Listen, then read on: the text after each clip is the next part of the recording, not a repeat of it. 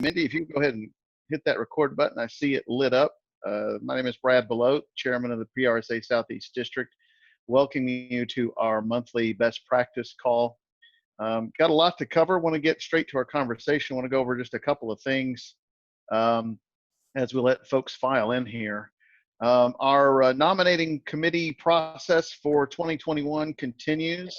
We set Friday as the deadline, so if you or someone you know may be interested or qualified, or maybe just wants to know more information about serving on the PRSA Southeast District Board, certainly reach out to me, reach out to any board member that you know. You can go to our website for a full list of the board members, but we certainly would love to have you be part of the team for 2021 and perhaps beyond.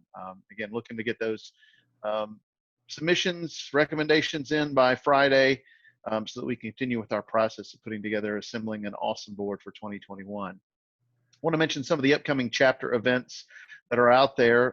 As many chapters have, they've gone to all virtual, and this is an opportunity to explore some of the other programming that's out there across the country and across the district. Nashville has a program about diversifying customer bases. Georgia about getting comfortable with complexity, leading through change. North Carolina talking about digital marketing, and the Tri-Cities hosting an event on fighting fake news. All of those have virtual elements to them, so check out those websites to learn more information and perhaps get yourself or your members registered. Do want to mention about some options that PRSA has during a time when there's a lot of uncertainty. We may have a lot of members who have declined to renew or are having a hard time making it work to renew in the upcoming months. PRSA does have a hardship program for those who are unemployed or temporarily can't make the payments, and that information is available on the PRSA website. There's also the quarterly payment program that would allow you to stretch some of those dollars out a little bit further than they otherwise would. Again, if you're in touch with your chapter members and you have some folks who may be at risk, this may be an option for them to keep their membership current. And now I want to get to today's topic. Jason Sprenger is the chair for the PRSA Midwest District, and Heide Harrell, APR, is on the national board. They both were on the PRSA district council call last week, and that is an assembly of all of the district leadership across the country. And they had some very passionate and I thought very insightful things to say about PR's role and public relations role and PRSA's role in the ongoing national conversations that are happening across the country and in each of our communities, particularly in the Southeast District. And so I invited them to be here to share those thoughts and really begin what I hope is a dialogue and a conversation about what we as chapters can do in our own local communities to be positive influences in the conversation and hopefully drive some of that conversation, just some good outcomes for everyone. So I saw that Jason was on. I haven't pulled up all the participant lists, but Jason, please get us started. Sure. Well, hello everyone from lovely, cold and windy Minnesota today. I am happy to be here.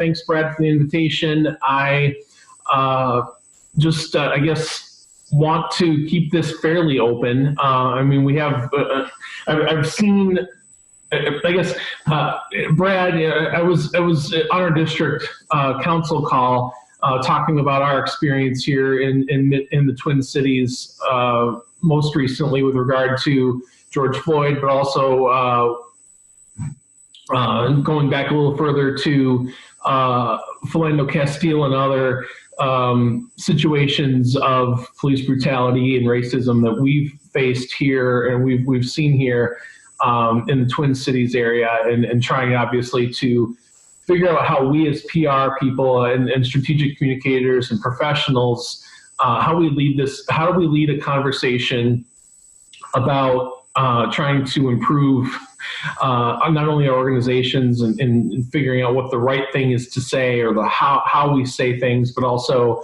how do we become a leader of the conversation going forward so that not only, we're obviously, leading, but we're also helping our communities heal and helping everybody become a little bit more, shall I say, inclusive. I'm struggling for the right words because it's hard to know what the right words are at a time like this. But nonetheless, I mean, I think you are pretty well aware of what's been happening in the it's not just here in Minnesota, but it's everywhere around the world.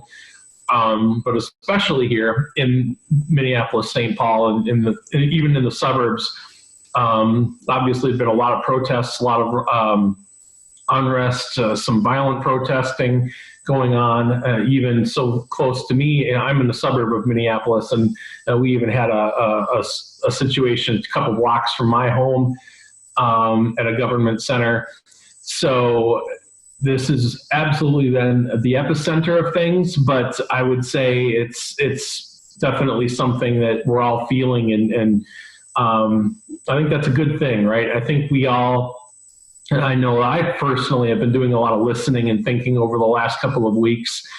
And, I'm a white guy from suburban Minneapolis where over time, there hasn't been a lot of diversity.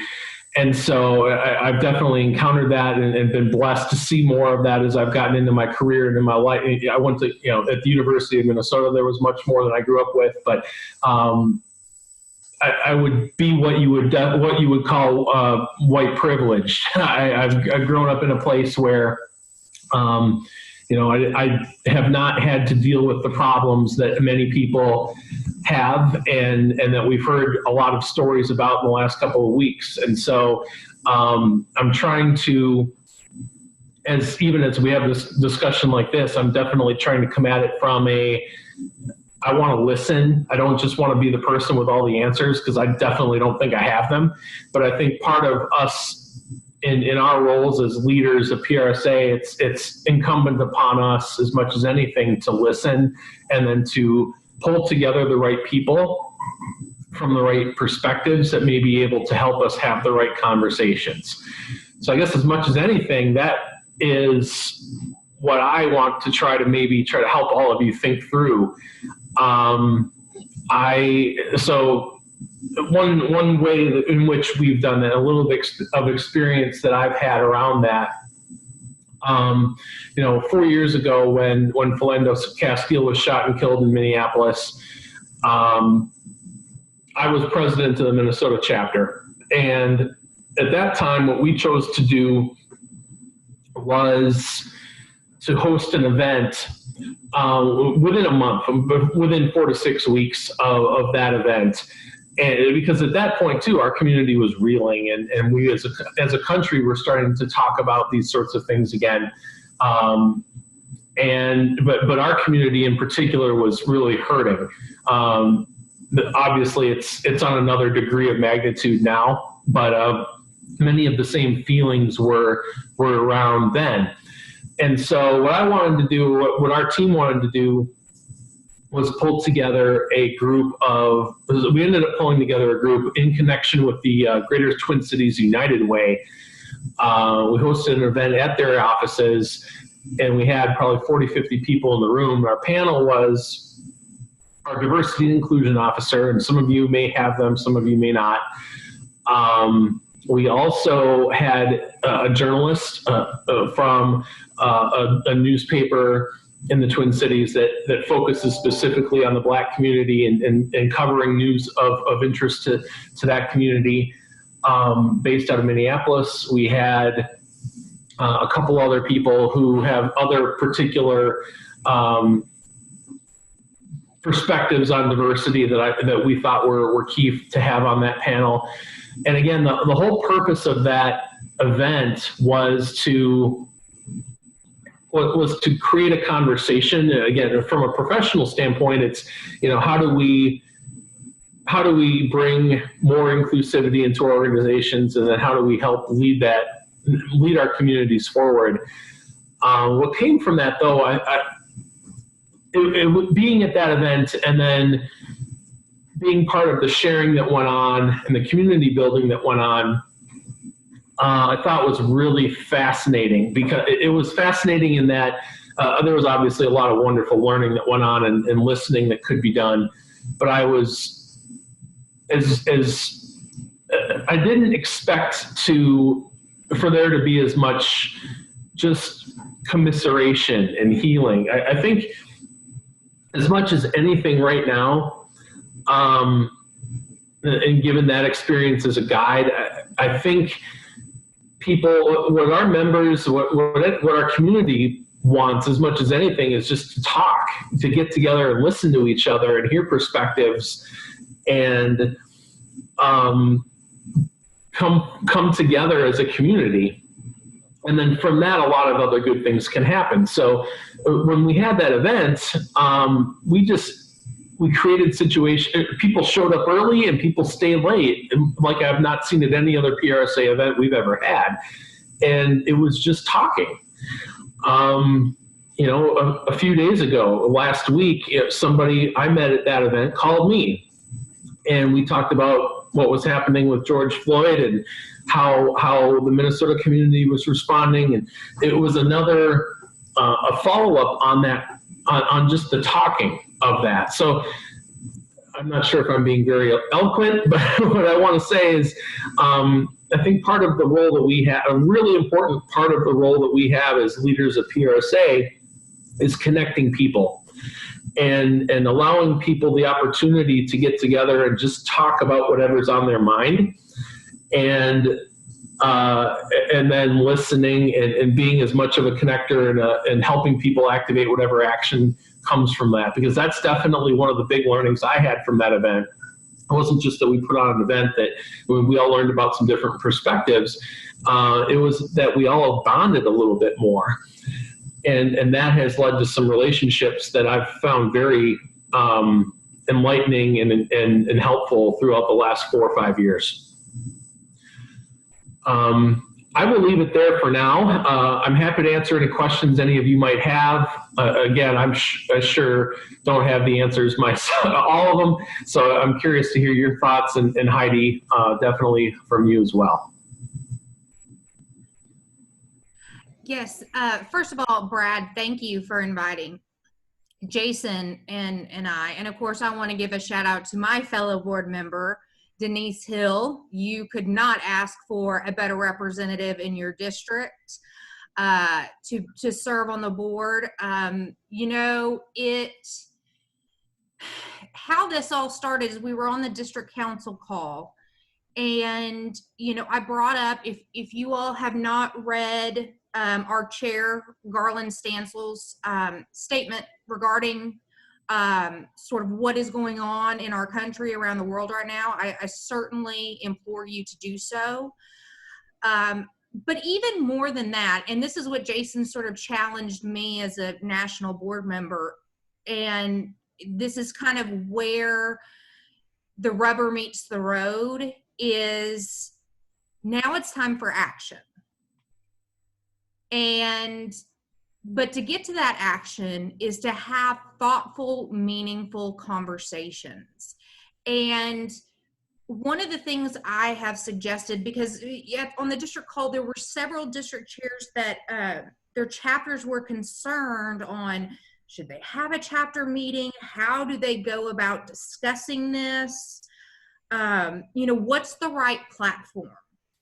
And one of my suggestions, well, my first recommendation is yes, encourage your chapters to have a special meeting about this, because, we as communicators, not only are we having to work with our organizations on how we talk about this, whether it's to our clients, ourselves, internally, but it's a great way just to share and understand what others may be feeling or perceiving that could broaden your scope.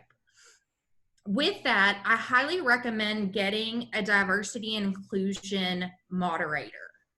I would strongly recommend Denise Hill if you do not have one in your chapter, because she would be fantastic. Because, as Jason said, and I'm a white woman, I have no business leading a diversity and inclusion discussion, but I want to be an active part in it.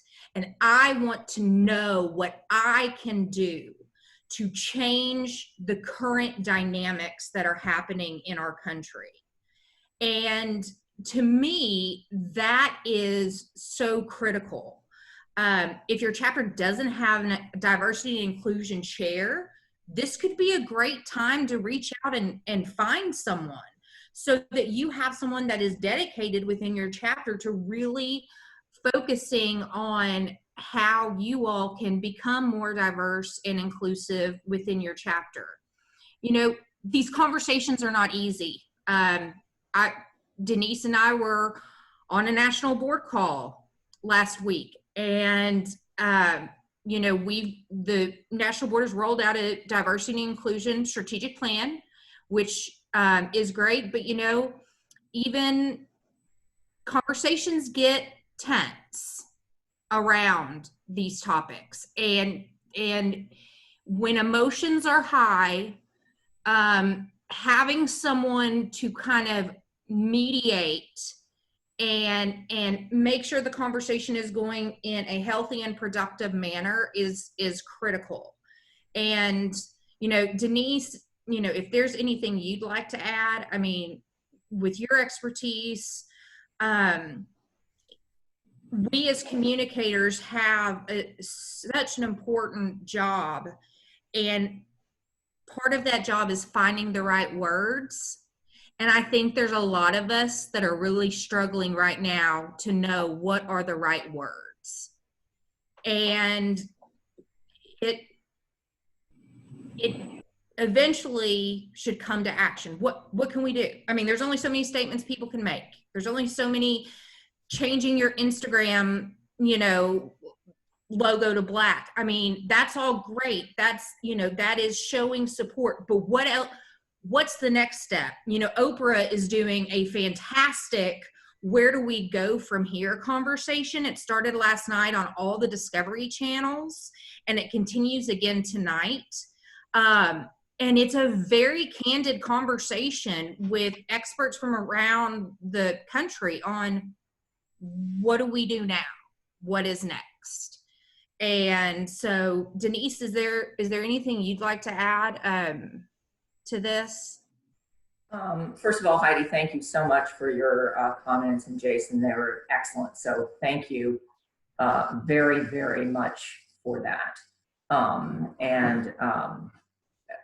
agree with everything that Heidi and Jason said. And I just want to reiterate how difficult this is, and for everybody. So this is not just a problem. And I think finally, and for unfortunate circumstances, the problem with racism and race relations, which go back to the founding of the United States and have never been resolved, those problems are not the problem solely of people who are impacted.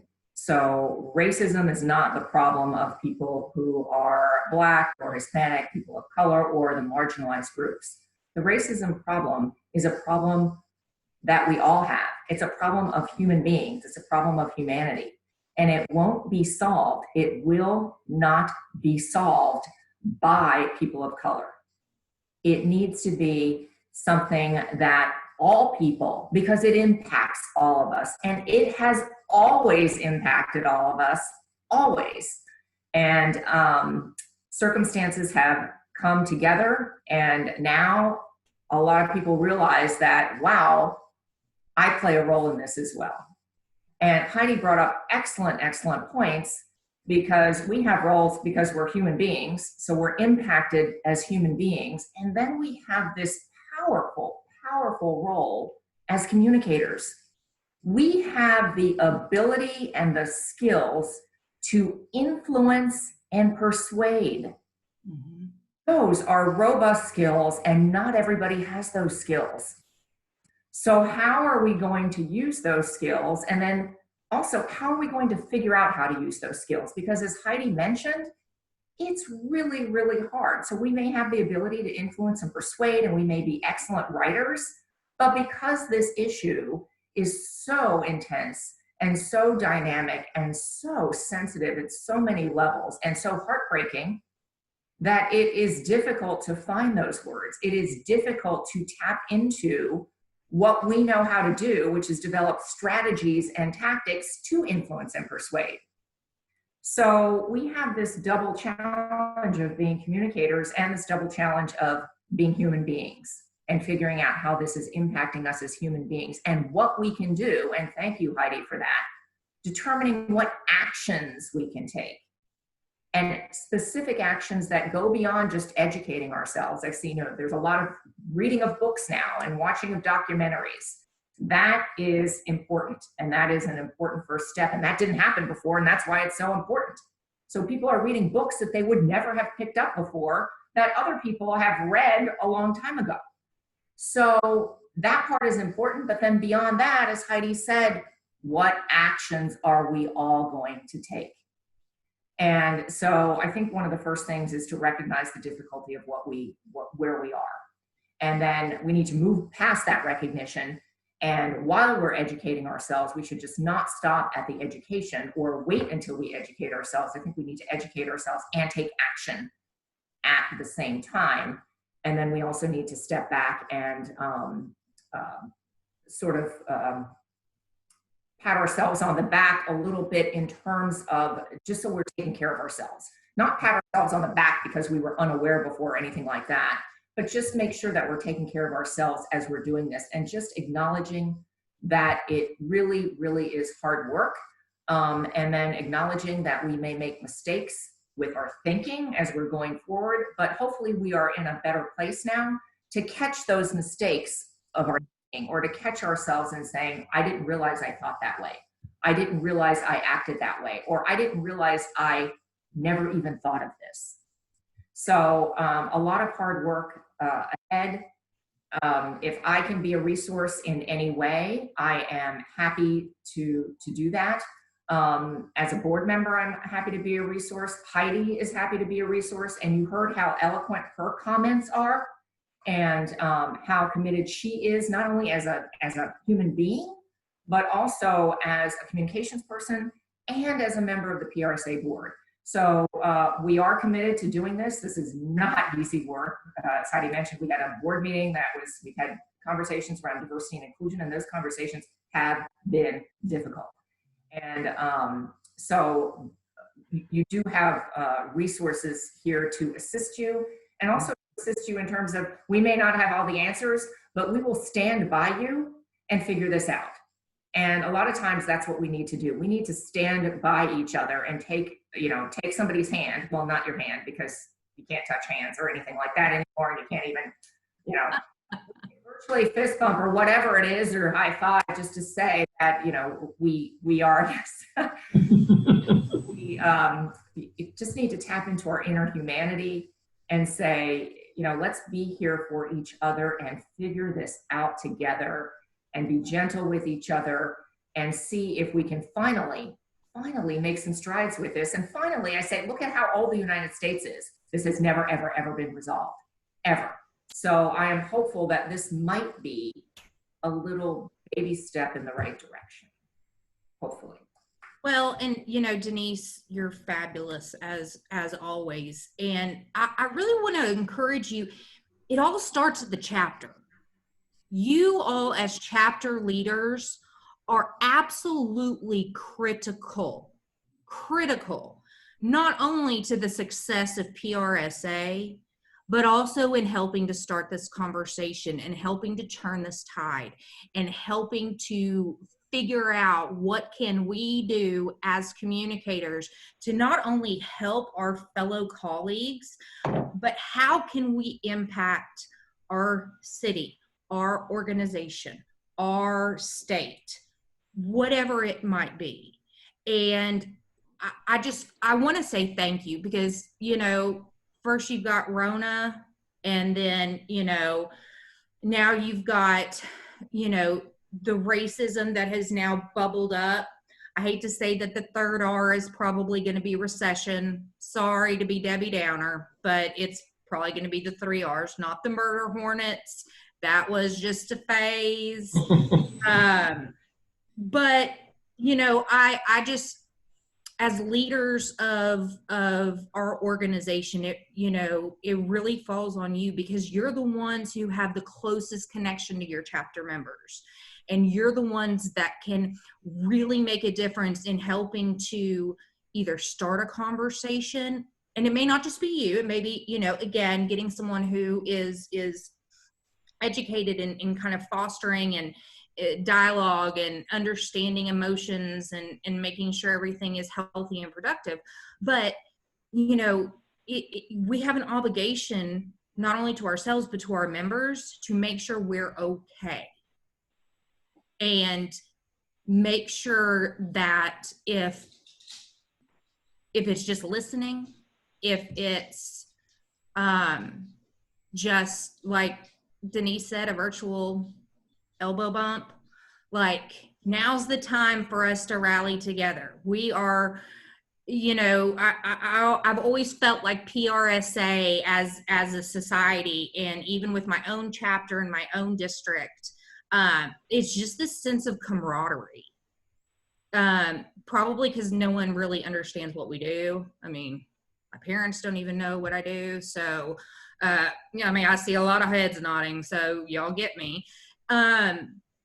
But I just really encourage you to take that step to start the conversation within your chapter, and then figure out what can you all do as a chapter to change the dynamics.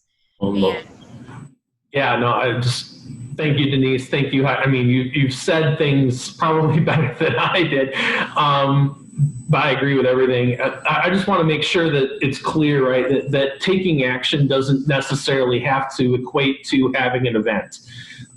It can be, like Heidi said, it can be calling somebody you care about, or somebody who might need a pick-me-up. I've always believed that leadership, first and foremost, is about supporting the people on your team, and making sure that they know that you're there for them, and leading by example, right? Being a servant leader.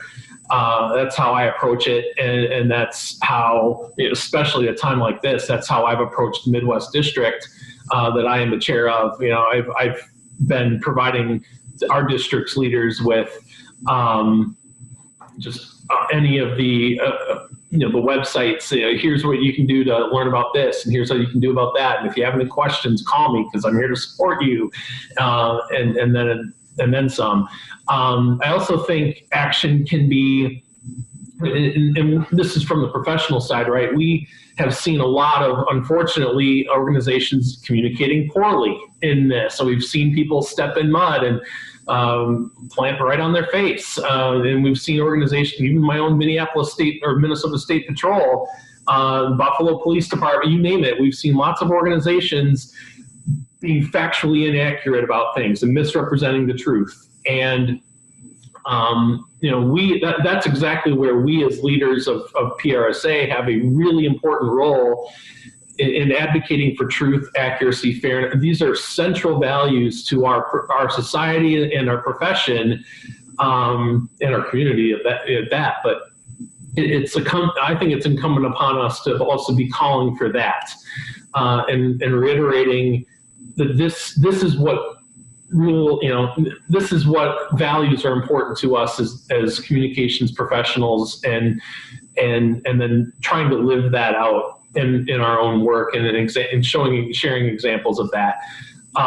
So I mean, it can be a grand gesture, it can be holding an event, it can be calling this, in my case, the Minneapolis Star Tribune, and offering myself as a resource as they're putting together their coverage of these things. I mean, it can be any number of different things that we can do. But I think as much as anything, we should be advocating for the values we hold true as a profession. And I think that we should be listening and convening people to have conversations. As much as anything, I think those two things are really huge.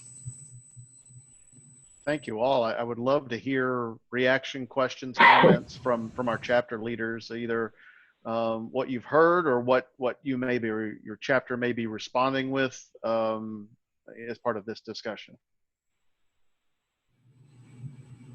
Well, I want to say I enjoy everyone's comments. this afternoon. I've been taking notes because there are some things that I want to mention in the webinar. By the way, I'm Milton, the Vice President and Programming Chair for the Memphis chapter. But no, we're going to host at the end of this month. It's going to be PRSA Memphis chapter and the Memphis chapter of the National Black Journalists Association. And we're going to do a joint webinar together with a panelist of half PR, half journalists, and to have a kind of like a town hall meeting, open, having the conversation about it. And so it's kind of, you know, and the way we saw it was identifying and recognizing what the issue is, and then from there providing solutions and things that we can do. And I love, what last name Hill, Denise Hill, what Denise said about we're the ability to influence. We are PR professionals. We can influence things in this country, and and that's something.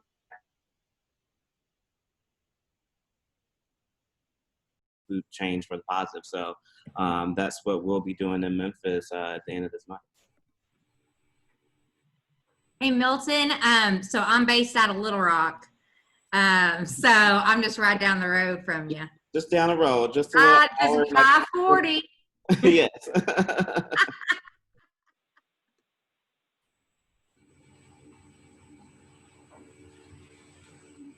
Milton, will that be a webinar? Yes, it will be a webinar. Okay, so all of us could join that. Yes. I would love to see that. Yes, yep, yeah. I'll share the email, the link once it's up live in the next few days, and you guys can feel free to share it with whoever you would like. Thank you. Well, and Milton, I would also encourage you to send it to Karen Mann, who is our Chief Communications Officer at PRSA National. She's always looking for these type of chapter or district events to promote nationally. So if you can handle the Zoom bandwidth, I would definitely, it's Karen Mateo, Karen.Mateo at prsa.org, and she would, as soon as you got all the details, so that way she can also push it out on a national level. Got it.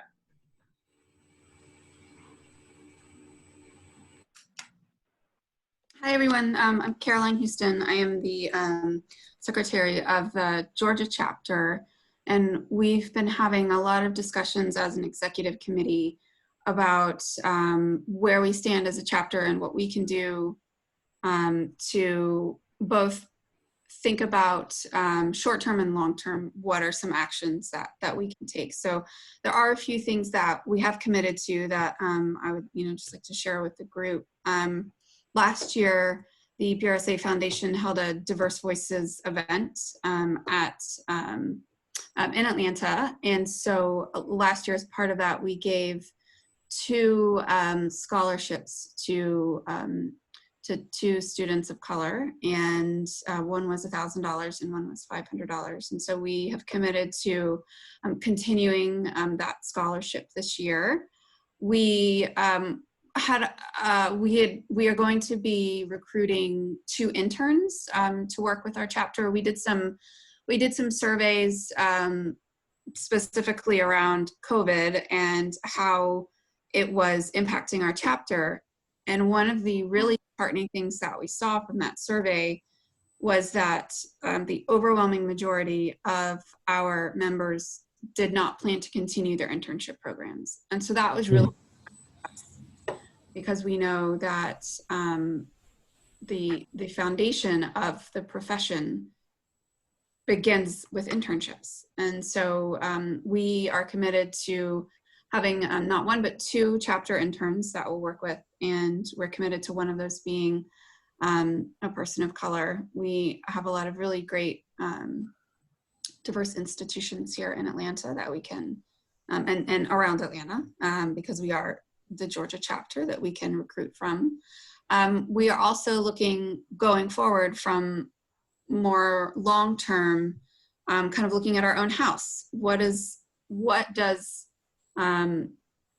our executive committee and our board, are we reflective of the profession? Are we reflective of Georgia? And the short answer is no. And so we know we need to do a better job with making sure that we have a pipeline that is more reflective and better representative of who our members are and who we want to be. And also, we are now going into long-term strategic planning for 2021 to 2023. So this is a moment where we will make sure that this isn't something that we have one committee or one person thinking about, that diversity and inclusion and equity is built into our strategic plan for the next few years, so that it becomes something that is more long-term, that isn't a flash in the pan, that isn't of this one moment. So that is what we are doing in Georgia.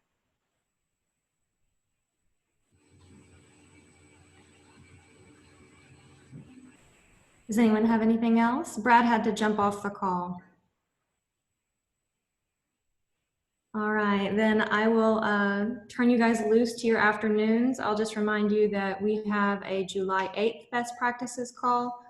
It's also going to be on diversity and inclusion. It's going to be a case study from the Charlotte chapter. So I look forward to seeing everybody then. Thank you all. Thanks, everyone. Bye. Bye.